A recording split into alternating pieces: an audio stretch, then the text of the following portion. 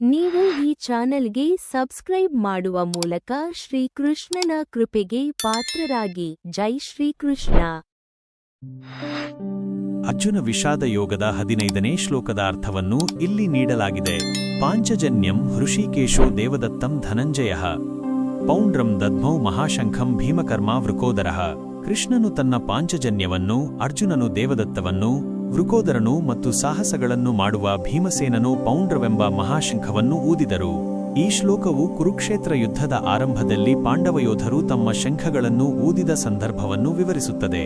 ಹೃಷಿಕೇಶ ಇದು ಕೃಷ್ಣನ ಹೆಸರು, ಇದರ ಅರ್ಥ ಇಂದ್ರಿಯಗಳ ಒಡೆಯ. ಧನಂಜಯ ಇದು ಅರ್ಜುನನ ಹೆಸರು, ಇದರ ಅರ್ಥ ಸಂಪತ್ತನ್ನು ಗೆದ್ದವನು. ವೃಕೋದರ ಇದು ಭೀಮಸೇನನ ಹೆಸರು, ಇದರ ಅರ್ಥ ತೋಳದ ಹೊಟ್ಟೆ. ಈ ಶ್ಲೋಕವು ಯುದ್ಧದ ಆರಂಭದಲ್ಲಿ ಪಾಂಡವರ ಶಂಖನಾದವನ್ನು ವಿವರಿಸುತ್ತದೆ. ಇದು ಯುದ್ಧದ ಘೋಷಣೆ ಮತ್ತು ಯೋಧರ ಉತ್ಸಾಹವನ್ನು ಹೆಚ್ಚಿಸುವ ಸಂಕೇತವಾಗಿತ್ತು.